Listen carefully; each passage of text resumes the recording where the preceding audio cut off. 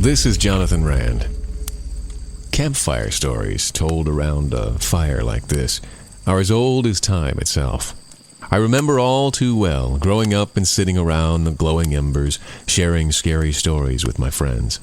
The stories that follow are stories that I like to tell around the campfire. Some may be true, some not so true.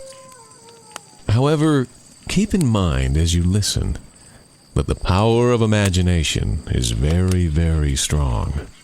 And if you find yourself listening to these tales and feeling a slight bit of fright, don't be alarmed.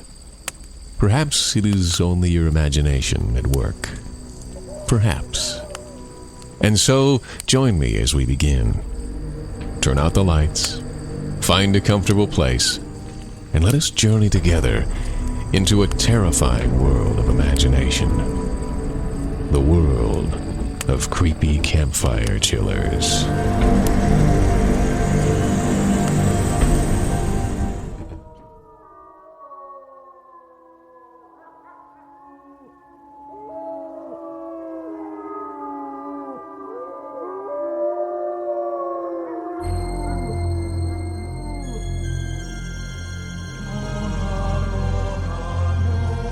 There is a place, somewhere in the wilds of Michigan's Upper Peninsula, that is rumored to have mystical powers.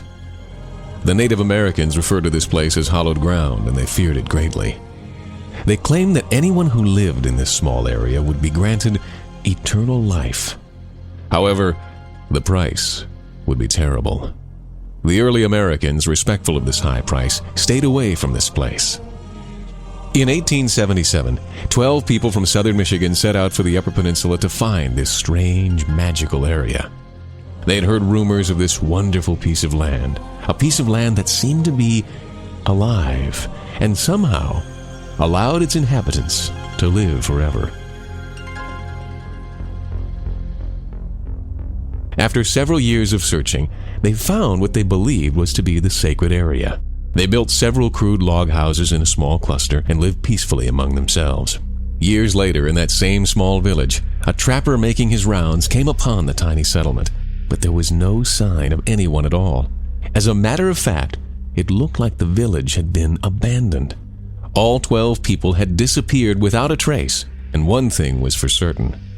None of the 12 achieved their dream of eternal life. Or so it seemed. In 1999, Tyler Welling and Kyle Darden, both of St. Clair Shores, Michigan, met at a campsite in Michigan's Upper Peninsula. They became friends almost instantly. They were both about the same age, they dressed the same, and both liked the same things. One thing they liked best of all, however, was exploring. On a hot summer afternoon in July, the two boys set out on a hike through the thick forest that surrounded their campsite. What they found would become the subject of many rumors, legends, and tales.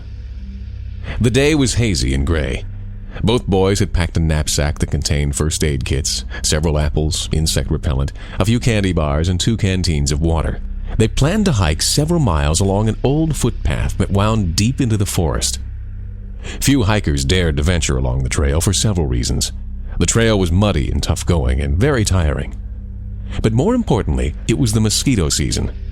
Mosquitoes in the Upper Peninsula have been known to grow as large as sparrows in some regions and can take nearly a pint of blood from one human in a single bite. The rough terrain nor the bloodthirsty mosquitoes didn't concern Tyler and Kyle. Both were fairly experienced hikers for their age, and both had brought plenty of mosquito spray. Around noon, they set out on their hike to explore the uninhabited forest. Kyle carried a compass, and he expertly marked their directions to keep from getting lost. The going was tough. Ankle-deep mud made the hike slow and tedious. Both boys' shoes were soon caked with thick black goo. After a short time, the two rested for a few minutes. They stopped near a large field that was overgrown with tall grass and brush. The grass was a flat lime color, and a few sparse alder trees grew in several places. But perhaps most interesting was a curious stand of 12 maple trees that grew in a perfect circle in the middle of the field. The tree trunks were big, and high above, thick branches spiderwebbed beneath the gray sky. Also scattered about were the remains of what could have been old cabins or small homes. The trees and the foundations seemed very out of place in an otherwise empty meadow.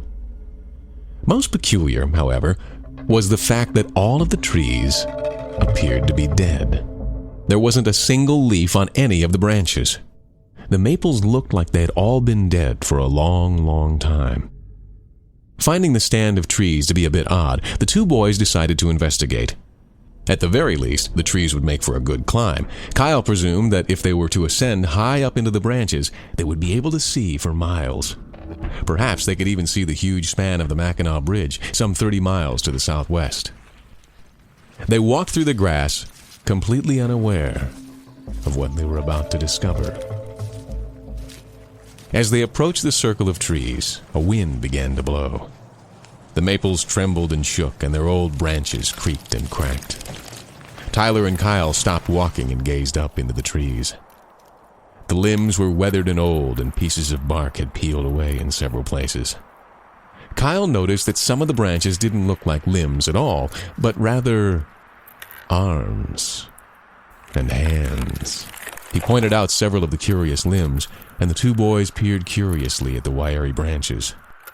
Tyler thought that he could make out knuckles and elbows, even wrists and forearms on many of the branches. Both agreed that the trees were very peculiar. Tyler stepped inside the circle of trees. Kyle was thirsty and unzipped his backpack to retrieve his canteen of water. He had just placed the canteen to his lips when he heard Tyler let out a terrible wailing scream. Kyle spun, almost dropping his canteen. Tyler was standing in the circle of trees, eyes wide, staring at something. He was motionless, and except for the hair on his head that was being tossed about by the wind, he was frozen in fear. Kyle quickly dashed to his side. When he saw what Tyler was looking at, he too recoiled in terror. On the trees, or rather, in the trees, were faces. Faces of people. They were too clear, too unmistakable to be anything else. Each tree had a single cold face that stared blankly at the two boys. The faces appeared to be part of the tree itself, as if they'd grown inside the trunk. Tyler and Kyle could see noses, mouths, eyes, and eyebrows. The faces in the trees seemed to be glaring at them, scowling menacingly. Both boys suddenly ran out of the circle and into the open field. Only when they reached the edge of the forest did they feel it safe enough to stop. Hurrying back to the camp, they wasted no time in telling everyone what they'd seen. Not many people believed them. However, Kyle's older sister, as well as Tyler's father, thought that the mysterious faces might be worth a look. They followed the two boys back over the muddy trail. Using the compass, Kyle and Tyler led their two companions through the mosquito-infested swamps back to the field of trees and the strange cabin ruins. Or they tried to, anyway. Because when they reached the meadow, the trees had vanished. The field looked exactly as it did when they had first found it, but the mysterious circle of trees and the dilapidated cabins had simply disappeared. Kyle's older sister complained that she'd wasted her time and demanded to be led back to camp. Tyler's father didn't say anything, but he too was a bit disappointed. Tyler and Kyle insisted they were right, that they had seen the trees, but they couldn't explain how they had vanished into thin air. Kyle checked and rechecked the bearing on his compass, and all four hikers searched the field for any evidence of the 12 trees. The four finally headed back to camp. But the two boys weren't satisfied. Sure, they couldn't explain how the trees and cabins had vanished, but both boys knew for certain what they had seen. They had seen faces in those 12 trees. Faces of people gazing back at them through old, dead tree trunks. 12 faces in all, glaring at them. And so, the very next day, Tyler and Kyle again set out to locate the mysterious circle of trees. The day was clear and the sky was blue. Both boys had passed up going to the beach to swim in favor of returning to the field. They wanted to see the trees again, to prove to each other that they weren't crazy. They wanted to see the faces. Upon reaching the field, the two boys stopped and stared. The circle of trees had returned. They walked through the grass and approached the maples in silence. The trees were stiff and rigid, and there was no breeze to cause the old limbs to sway. Tyler and Kyle walked beneath the claw-like branches, taking slow, deliberate steps. the faces were still there.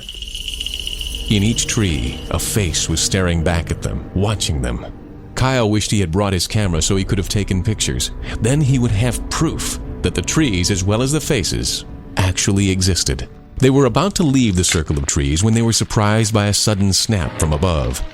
Both boys turned and looked up, but it was already too late. The tree branches had come alive, swirling above their heads like mad snakes. Each limb had a large, wiry claw at the end. They swarmed in the sky above, sweeping and swaying, diving and darting like live electrical wires. The two boys screamed and tried to run, but there would be no escape. Not today. A branch lunged forward, then another and another, seizing the two boys and muffling their cries for help. Tyler Welling and Carl Darden were never heard from again. There were search parties, helicopters, even the National Guard was involved. All searches came up empty-handed. Tyler Welling and Kyle Darden had vanished without a trace. And to this day, their strange disappearance is a mystery. There are stories, however. Some people say that deep in the mosquito-infested swamps of Michigan's Upper Peninsula, such a place still exists today. Some say that if you look hard enough to find the field, you will come across the circle of trees. You will see the strange, tortured faces in the old, graying tree trunks. But you will not count 12 trees. You will count 14. You will count the faces of 12 very, very old people and the painful, twisted faces of 2 young boys. 2 boys whose curiosity brought them back to find the circle. 2 boys who could not resist the temptation to see the bizarre sight just one more time. And should you happen upon this strange circle of old dead maples, it may be best to stay away. Unless, of course, you would like to live forever among the people of the trees.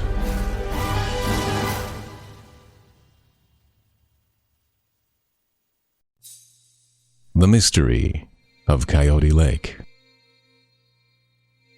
There are thousands of lakes that dot the fields and forests of America, but perhaps none as strange as Coyote Lake.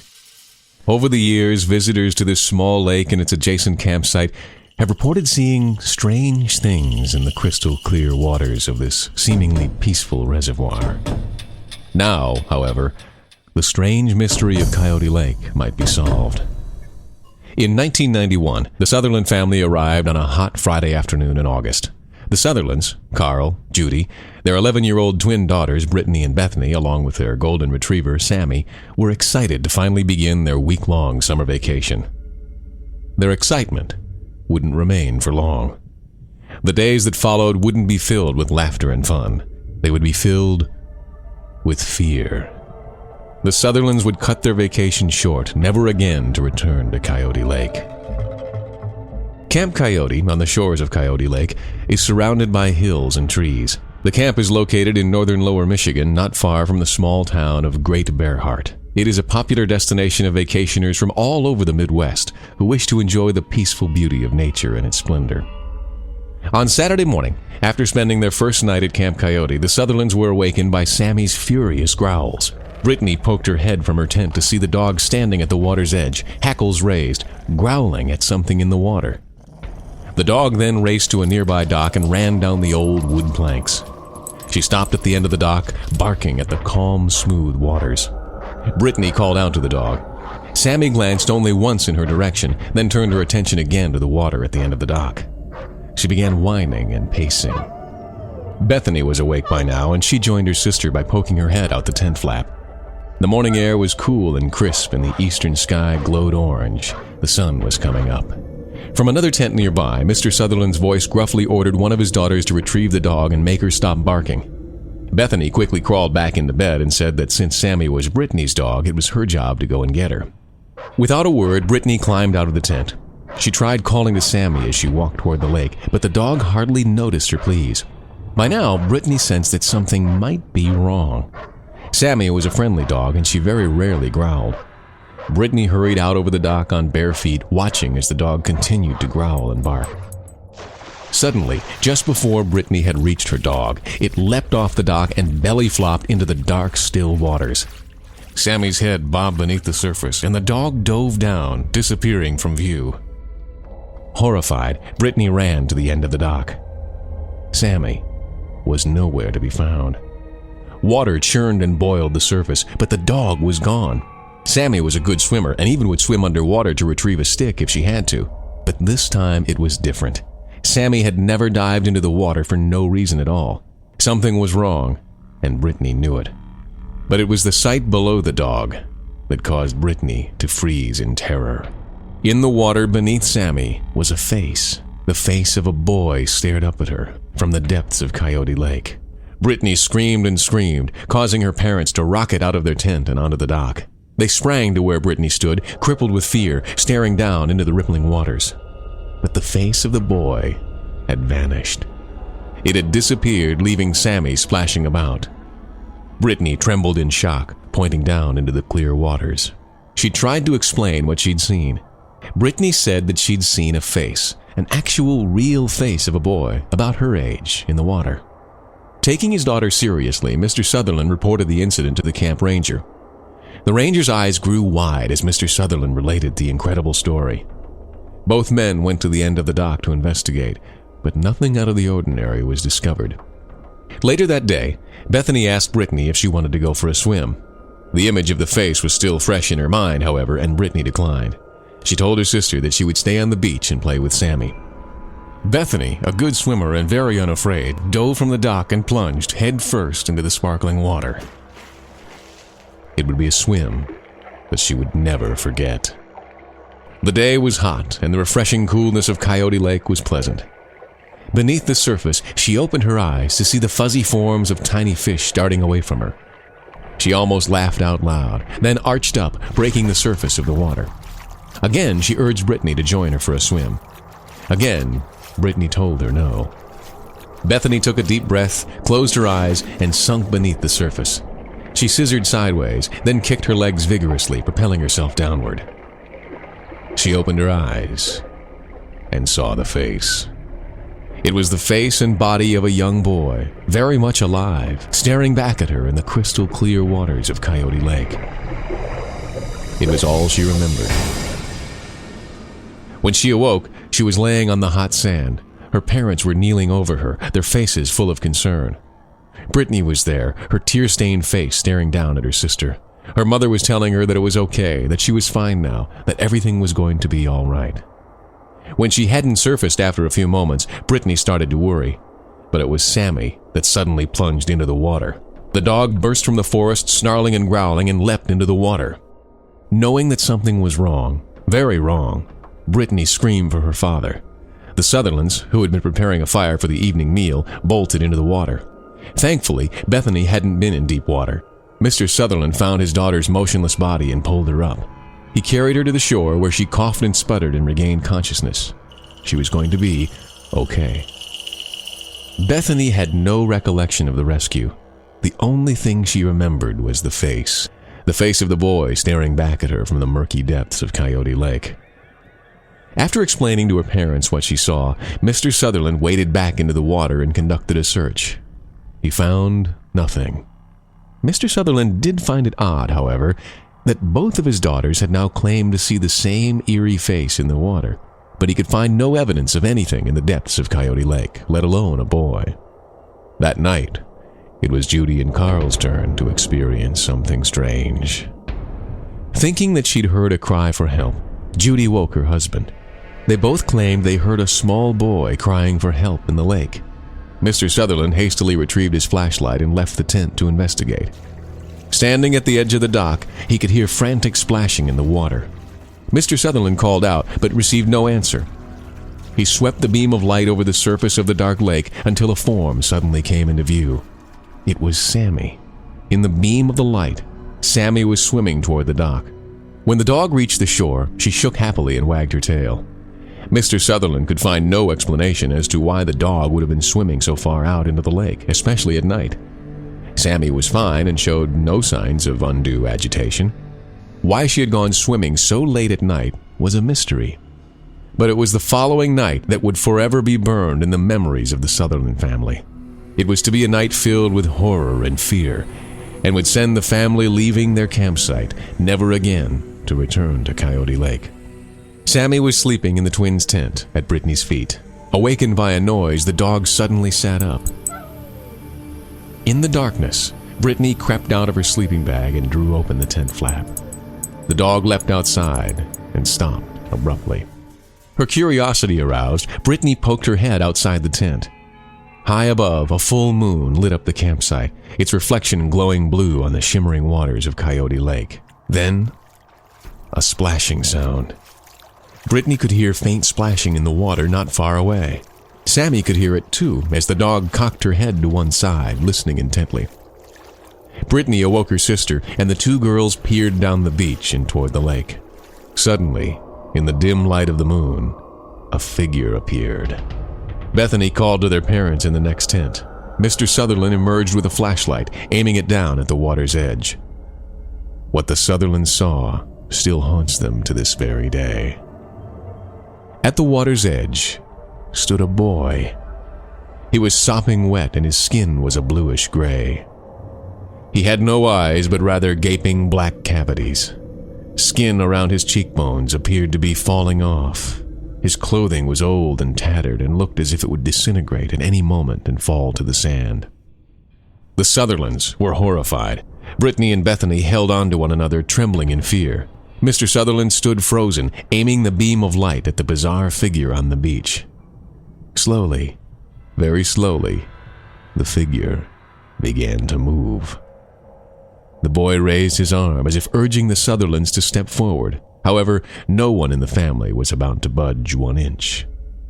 Except for Sammy. Without warning, Sammy began to wag her tail. She barked once and immediately began trotting down toward the outstretched arms of the boy near the lake. Terrified, Brittany called after the dog, but Sammy had broken into a full run. When she reached the boy at the water's edge, she barked happily. In the beam of the flashlight, the grotesque figure reached down and patted the dog gently on the head. Sammy wagged her tail happily, sniffing the boy like an old friend. Then a curious thing happened. The boy gave the dog one last pat, turned, and walked back into the lake. Mr. Sutherland kept the beam of light trained on the figure as it entered the water. Within moments, the boy was in water up to his head, and in the next instant, he had vanished beneath the surface. The ripples in the lake faded away, and soon the lake was like shimmering glass, reflecting the moon's blue orb. The boy had vanished. The Sutherlands packed their gear that very night and left before daybreak. Never again would they return to camp at Coyote Lake. This, however, is just one of the many sightings of the strange boy that sometimes appears, unannounced, in and around the waters of the lake. A number of campers have reported seeing a small boy, often in the water, often wandering the shores at night. Many campers, terrified by what they'd experienced, have fled in the middle of the night, never to return. Is there really a mysterious boy that haunts the waters of Coyote Lake? And if so, why? Perhaps some history might shed a bit of light on the strange circumstances that have befallen this otherwise peaceful campsite. In the summer of 1922, 12-year-old Albert Martin had gone fishing in Coyote Lake, as he did often throughout the summer. The son of the campsite manager, young Albert lived at the campground all summer, fishing and swimming in the clean waters of Coyote Lake with his dog, Rex. Rex and Albert were inseparable. Wherever Albert went, the dog happily followed. On this particular day, however, Rex did not accompany Albert in the canoe. Albert called and called, but the dog, for whatever reason, hadn't come. Albert set out in his canoe, alone. A sudden storm whipped up over the hills, and the tiny canoe was tossed about. Albert desperately tried to make it to shore, but his craft capsized, tossing him into the water. From the shore, Rex had spotted the disturbance and leapt in the water to save his friend. He was too late. Albert Martin had slipped beneath the waves and drowned. His body was never recovered. Rex was heartbroken and refused to eat or drink. Unable to go on without his lifelong friend, The dog died only a few days later. And to this day, visitors to Coyote Lake still report seeing the strange figure in and around the water. No one has ever been harmed, although many campers have become fearful, choosing to end their vacation short or travel to another campsite.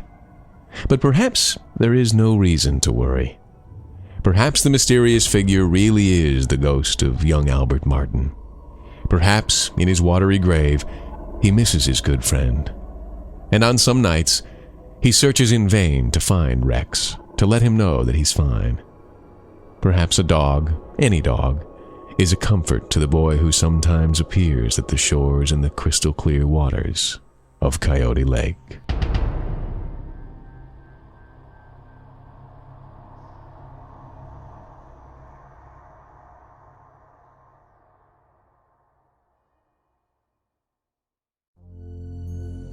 Midnight Train.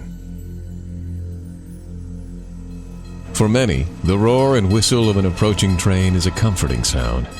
For decades, trains have been used to ship cargo or to ferry passengers across the country. But there is one small town where the sound of a train can only mean one thing: fear.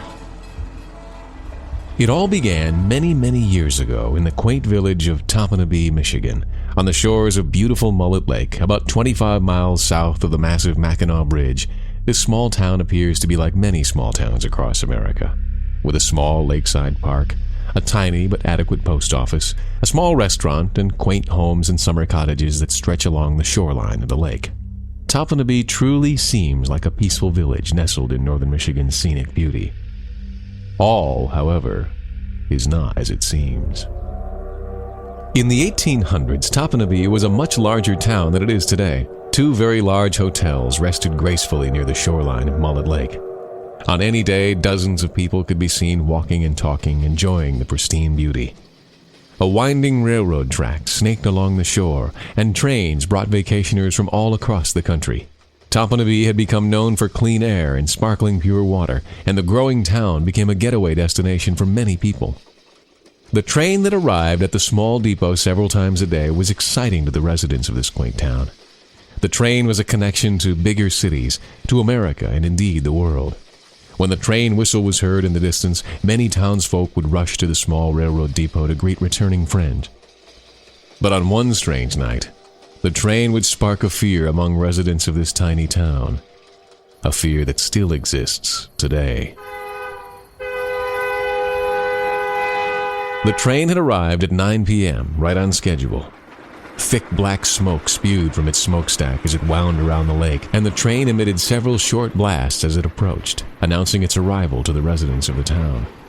As customary, people gathered at the depot, anxiously awaiting the return of friends and loved ones, and also to greet the arriving vacationers who would be staying at one of the town's two beautiful hotels. The giant black locomotive chugged to a halt like a great iron mastodon. Exhausted wheels screeched against the tracks, the tired sound of steel on steel. More townspeople began to arrive to welcome the train and the people it brought. They waited, but no one emerged from the train. People began to wonder why there was a delay. Usually, as soon as the train stopped, passengers began to emerge from the rail cars. Surely the train attendant would have opened the doors to allow the travelers to disembark. More time went by. Then people began to call out to the travelers on the train. A man climbed up the side of the great engine to speak with the train engineer, but no one was there. People began to worry, and they chatted among themselves, wondering what the holdup could be. Why hadn't the passengers left the train? Finally, the station master at the depot climbed aboard the train and disappeared through the door. The crowd instantly grew silent, and everyone held their breath. After a moment, he returned, and his face was as white as a sheet. Everyone asked him what was wrong, why hadn't the people come out? But the station master was speechless and in terrible shock. He wandered off and walked home alone. Another man climbed aboard the train, but he didn't go inside. He stood by the door and peered into one of the cars and reported to the crowd that it was empty. Another man did the same at yet another car, and he reported the same thing. The hushed crowd began to murmur. How could this be? How could the train arrive with no engineers or passengers? Surely it couldn't have arrived on its own. Yet that is exactly what appeared to have happened. Later that night, however, a terrifying event would take place. An event that would become Topanabee's greatest legend.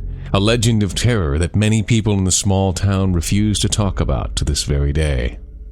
With the mystery still unsolved, people began to leave the railroad depot. Many questions remained, but it was getting late and still no answers had been found. Soon the tiny railroad depot was deserted, sleeping in darkness, along with the strange, empty train. Shortly after midnight, when everyone in the village had been sleeping, a train whistle was heard. Then another. A bell rang. The sound woke many residents, and more than a few people got up to see what was happening.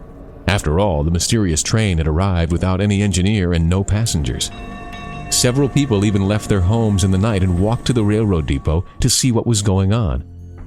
What they saw chilled them to the bone. At the depot, the train was preparing to depart.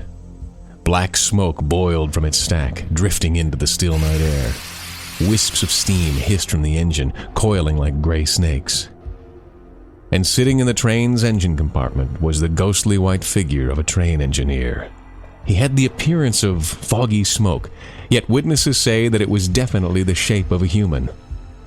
Several people fled immediately, terrified by what they'd seen. But those who stayed to witness what was about to happen would see something they would never, ever forget. People began to arrive to board the train, but they weren't ordinary people. Like the engineer, the people that began to arrive were merely wispy white figures, shapes and forms of humans.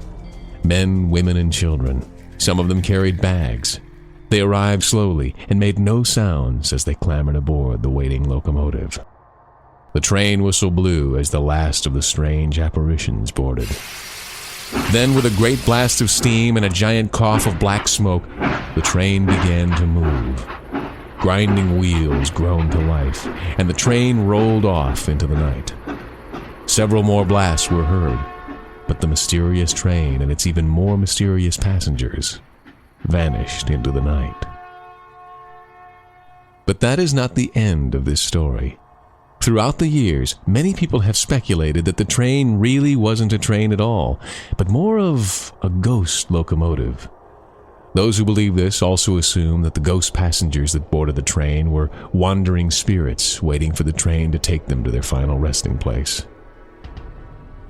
Whatever was seen on that night long ago, one thing is for certain. The ghost train and its strange passengers were never seen again. Not long after this fantastic event, the railroad was closed down. The tracks were torn up and the old railroad depot was remodeled. Today it still stands and is the home of the Topanabee Public Library and local historical museum. And some say that on certain nights when the people of this small lakeside community are nestled in their beds, a familiar sound is sometimes heard. Some people still wander to the old depot late at night to see if the train will arrive. And if you stand in the parking lot of what is now the Topanabee Public Library, you just might hear the roar of the steam engine and the clatter of wheels rolling along the tracks. But you won't see anything. The mysterious midnight ghost train, on its way to its final destination, will pass you by, at least for now.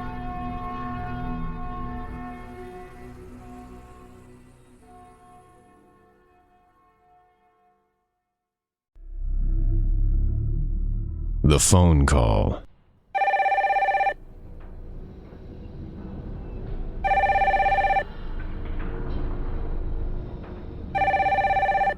When the phone rang at the Martins' home in Royal Oak, Michigan, there was, of course, no cause for alarm. Nor would there be cause for alarm for any family when the phone would ring.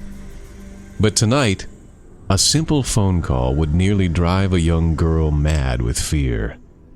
It's a story that shows how a little confusion and imagination can get way out of control. 13-year-old Tina Martin was alone in her house. Her mother and father were running errands, and her older brother was at soccer practice. Tina was watching television when the phone rang. She got up and answered it, but there was no one there. After a few moments, she hung up the phone and returned to watch television. As soon as she sat down, however, And again she got up and answered it. This time, someone did speak. "I'll be there soon," the voice said in a hoarse whisper. Horrified, Tina slammed the phone to its cradle. Who will be here? She wondered nervously. Just to be safe, she ran around the house, checking all the doors and windows to make sure they were locked. She felt better after doing this, knowing that her mother and father would be returning soon. But before she could sit down again, the ringing of the telephone sent a cold chill through her body. She didn't want to answer it, but then again it might be her mother or father calling, or one of her friends perhaps. She picked up the phone, and before she had a chance to say anything, the voice spoke again. "I'll be there soon."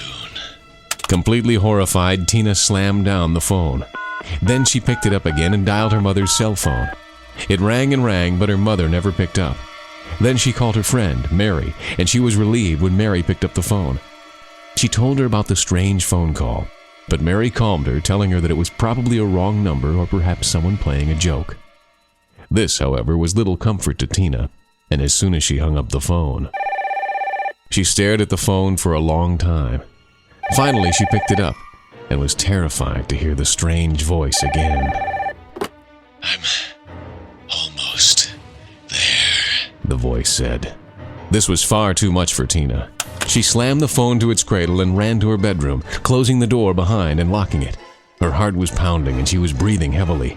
She told herself to calm down, that she would be fine. She sat down on her bed. A few minutes went by and she prayed that she wouldn't hear the phone ring. Every second that ticked past made her feel better.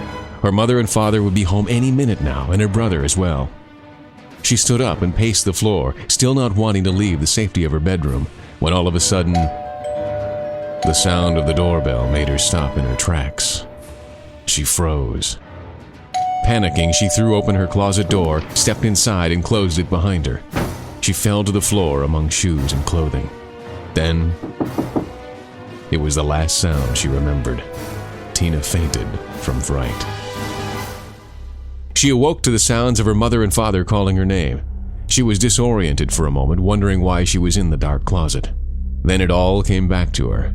The horrifying phone call, the voice, then the doorbell and the knock on the door. But she was safe now. She could hear her mother and father at her bedroom door, and she jumped up, threw the closet door open, and darted across her bedroom, where she immediately unlocked the door. She explained everything, knowing that her parents too would be terrified by her story. It was then, and only then, that she found out the truth about the mysterious caller. While her parents were on errands, they realized they were running late. They were hungry, and they knew Tina and Mike would be as well. So Tina's mother had called a local pizza delivery service. They arrived home to find the pizza delivery man standing at their door, huffing and puffing and out of breath. He explained to them that his delivery car had broken down and he had borrowed a bicycle to deliver the pizza, and he was out of breath from the trip. He had called their home several times from his cellular phone to let them know he was on his way. The explanation was a great relief to Tina, who was a little embarrassed by her behavior, but she'll never forget the horror she felt when she picked up the phone and heard that awful voice. "I'll be there soon."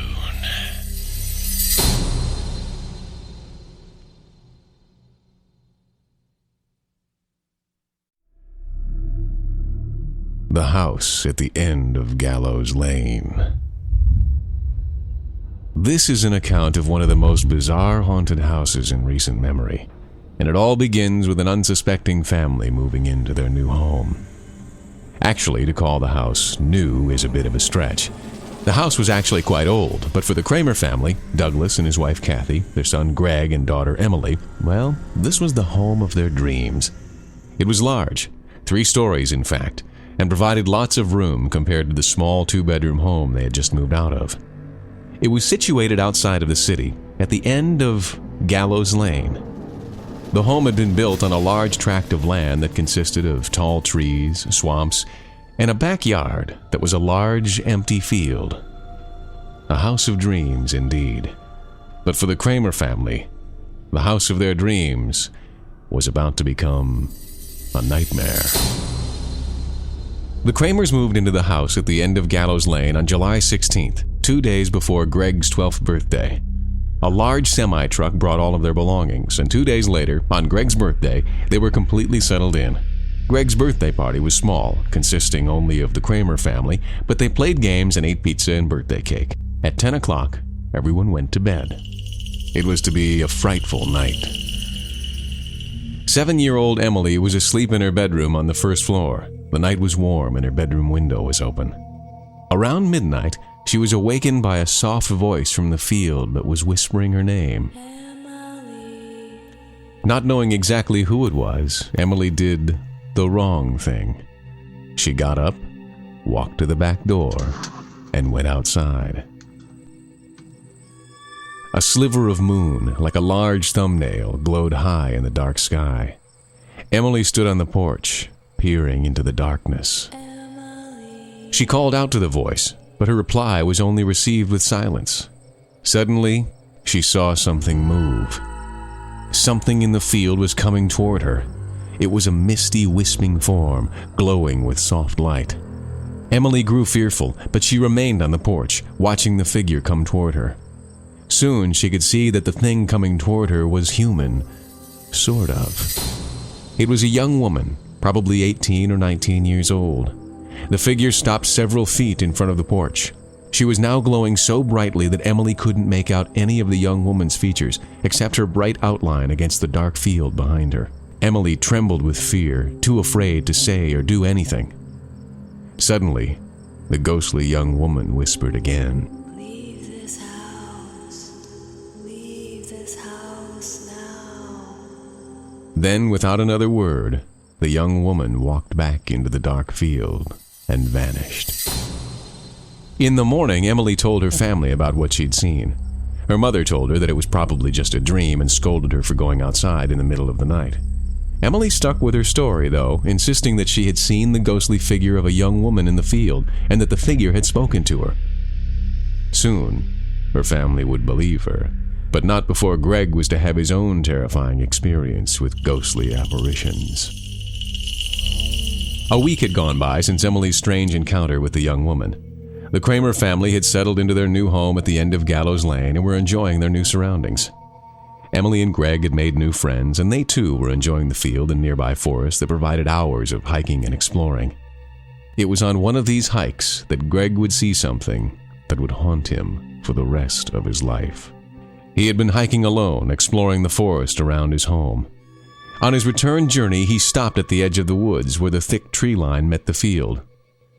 Looking across the field, he saw dozens of people wandering around his house. Dozens of men, women, even children. He had no idea who they were or why they were there. He recognized no one. Greg started across the field, his eyes focused on the group of people that walked slowly around the house.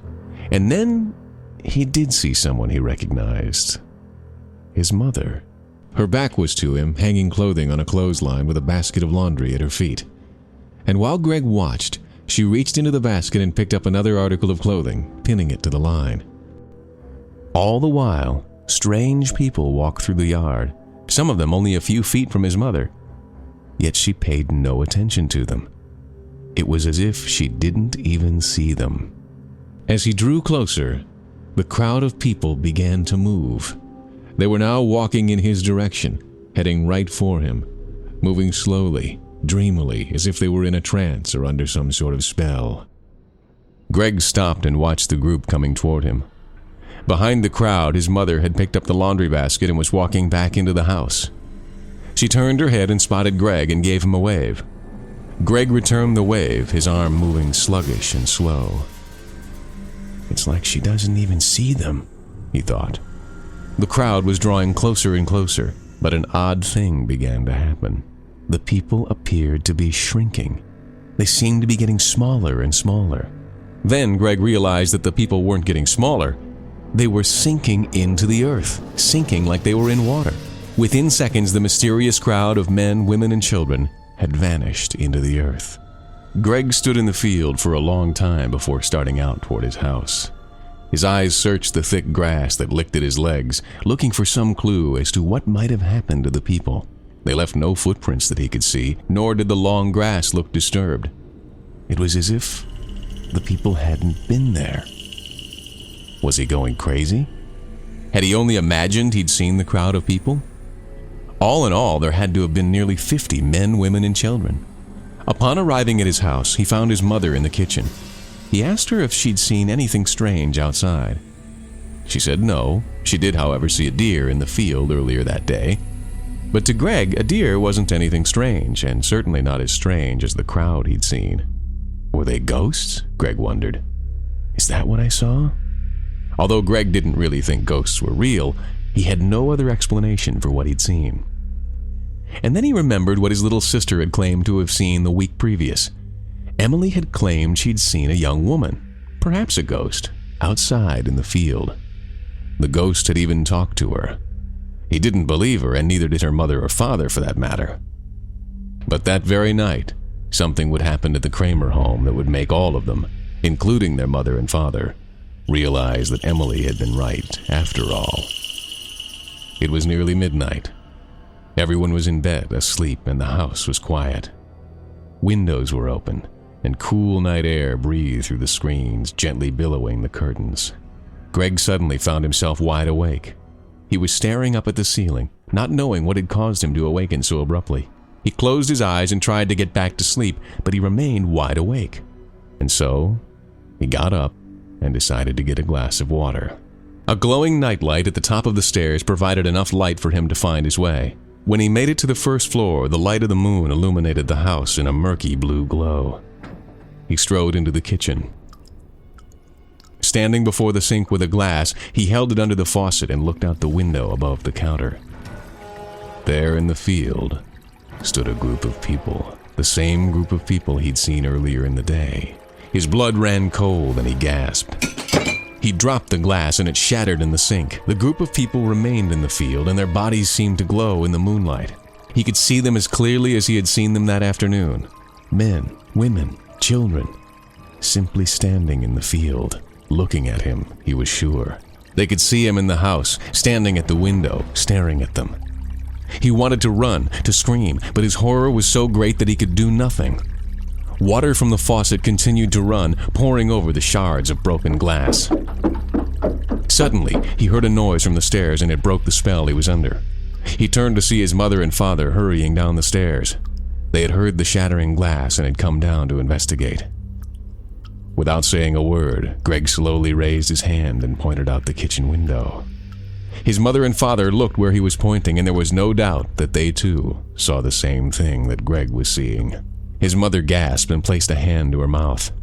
His father flinched and leaned closer to the window. Then he walked over to the open sliding glass door.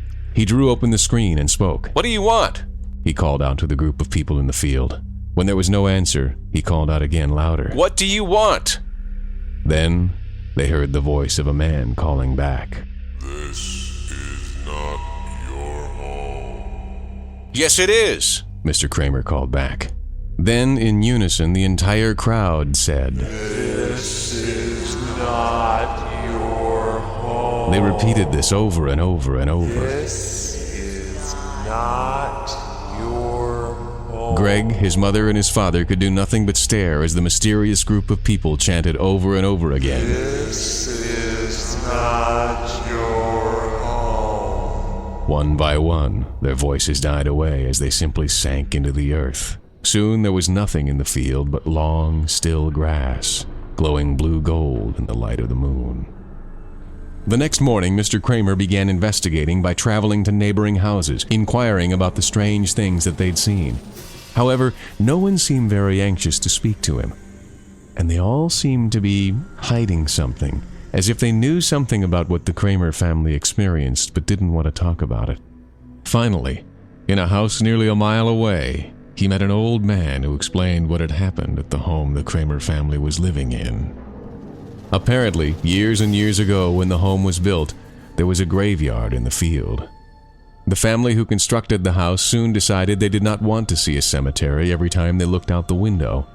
One day, they simply plucked out all of the heavy gravestones, loaded them in wagons, took them far into the woods, and dumped them. That very night, and every night afterwards, the ghosts of the people in the cemetery began to appear, wandering outside of the house, banging on the walls and windows, demanding that the family leave. They had been agitated by the family's actions of removing the gravestones and disturbing their final resting place. The haunting became unbearable, and soon the family packed all of their belongings and left, never to return again. In the years that followed, every family that had ever moved into the home had left within a few months, scared off by the wandering ghosts, including the Kramers. That very day, they packed up everything. They moved away and never again returned to the house at the end of Gallows Lane.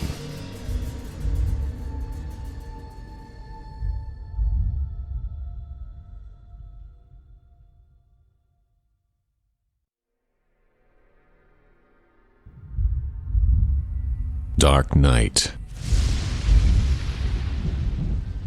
It was just before dark on that fateful night.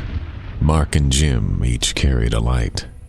Two young boys returning from a hike, soon to encounter a frightful sight. Mark noticed it first, and he stopped on the trail, and both boys listened to the curious wail. Half man, half animal is what it sounded like, and the terrible screeching echoed on into the night. Both boys stood, frozen in fear, listening to the scream so loud and so clear. And when the wailing stopped and the dark night grew cold, Mark suddenly remembered a story he'd been told. About an old miner with a hump on his back, who lived not far in a rickety old shack. They said he was crazy, said he was mean. They said he was the weirdest person they'd seen. And in the dark night, the old man would walk. This very forest was the place he would stalk, searching for gold, or so it was thought. And although he's dead now, these woods he still haunts. So Mark and Jim, two brave young boys, went to investigate the strange wailing noise. The trail they left and traipsed through the night, two young boys and only two lights. They walked through the night into the forest so thick, until they came to a babbling creek. They followed the stream as it wound through the woods, through valleys and fields as far as they could. They came to a meadow, but didn't know where they were at. But on the other side of the field sat a lonely old shack. They waited and watched on that cold, dark night and listened for the sound that had given them fright. Not a thing could be heard, there was nothing to see. And both boys knew this was no place to be.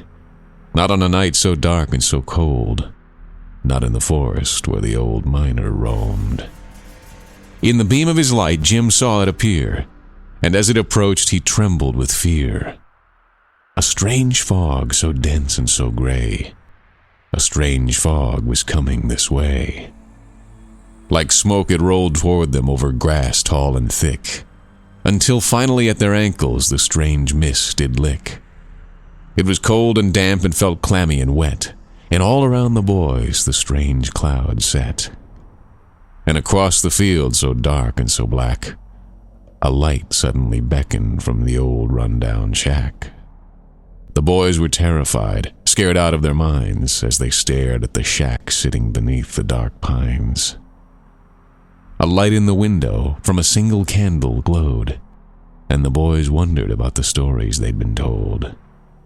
Could they be true? Could they be real? Does a strange old man still haunt these fields? And what of the light in the ragged old shack? Was the old miner here? Had he really come back? So quietly they walked through the misty gray fog, through the tall grass, over stumps, rocks, and logs. And all the while the mist swirled and danced.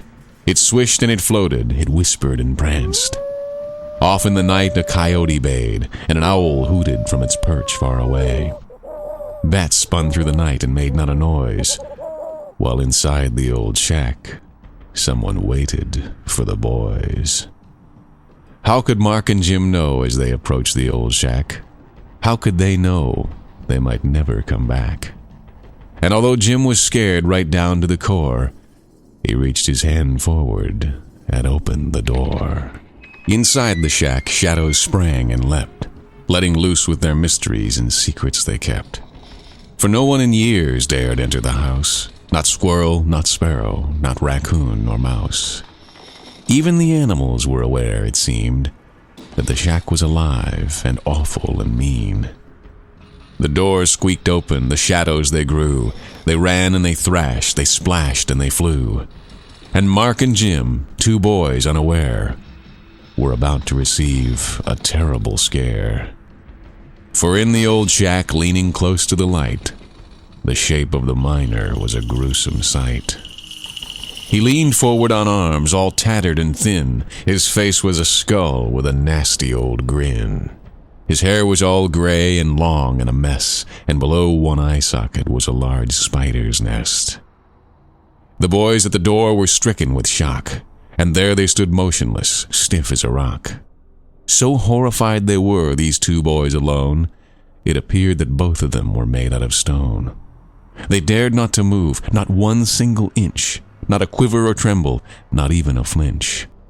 Not a sound did they utter, not a noise did they make, when suddenly the old miner began to shiver and shake. His brittle bones creaked and cracked with age, and his teeth chattered in a horrible rage. And then all went quiet and the silence returned, and in the boys' hearts a terrible fear burned.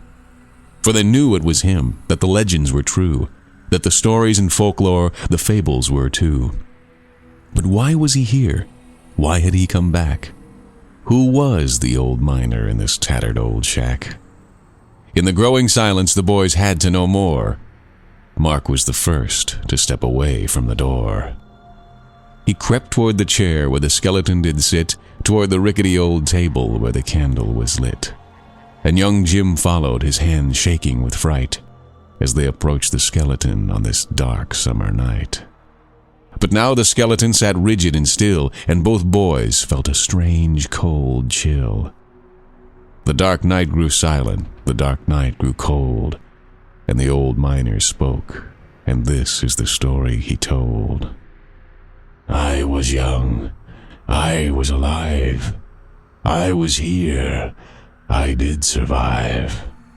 Until one night, a terrible night, in this shack I saw a beautiful sight. A chest filled with treasure, with silver and gold, a chest filled with riches from pirates of old. It thrilled me then, yet it scares me tonight. It scared me so badly, I died from my fright. And so I must warn you, whatever you do, don't go upstairs, or you'll be like me too. With those final words, the skeleton fell to the floor, in a pile of bones and nothing more. The two boys just stared, for what could they do? What the skeleton had meant, they hadn't a clue. So in the glow of the candle on that cold, dark night, they decided upon a daring plight. Up the stairs the boys would climb, up the stairs for just a short time. If they saw anything that would cause them fright, they'd quickly turn and take flight. The staircase was dark and weary and old, but the boys tried to be fearless, brave and bold. As they reached the top, they stopped and stared. For what they saw, they were not prepared. For upstairs, in the dark and the gloom, sat a single large chest in the middle of the room. It was old and decaying and made of old wood and steel. And the boys' first thought was that this couldn't be real. A treasure chest in the upstairs room? A chest filled with treasure in the dark and the gloom? But they remembered the bony old miner and what he'd said. One look inside, and they'd surely be dead. So the boys left the shack and traveled on home. They left the old man, his house and his home, and both went to bed feeling so safe and so sound, glad they had not peeked at the chest they had found. But there's more to this story, and this you must know, because Jim's curiosity rose and he wouldn't let it go. For Jim hungered for riches, for fortune and fame. Jim wanted his life to never be the same. He knew that with the treasure he'd have all that he'd need, but was there a price for his cunning and greed? So back through the dark night he crept all alone, back to the shack into the old miner's home. He crept up the stairs through the dark and the gloom. He crept upstairs to the single dark room. His heart pounded like thunder, his breathing was quick, while all around his feet a curious fog did lick. He walked toward the chest, he reached out his hand. He lifted the latch, and there he did stand. His eyes were like diamonds, all dazzling bright. For what was in the chest was an incredible sight. And later that night when he crept into bed, he'd forgotten about what the old miner said. Yet he was alive, he was certainly not dead. And he stuffed all the treasure underneath his bed. And in the morning when the sun did arise, his mother went to wake him and received a surprise. For beneath the covers was not a boy all alone, but all she found was a pile of gray bones. So if you should hear a shriek in the dead of the night, if you see an old shack and a single candle light, heed the old miner's words and you best beware. Don't look in the chest at the top of the stairs.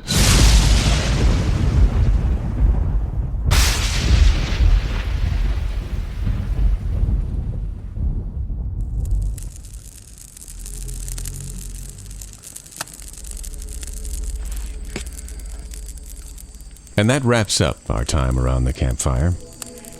I hope you enjoyed Creepy Campfire Chillers, and I look forward to our next time together. Until then, read free stories online at www.americanchillers.com. This is Johnathan Rand, wishing you a chilling evening.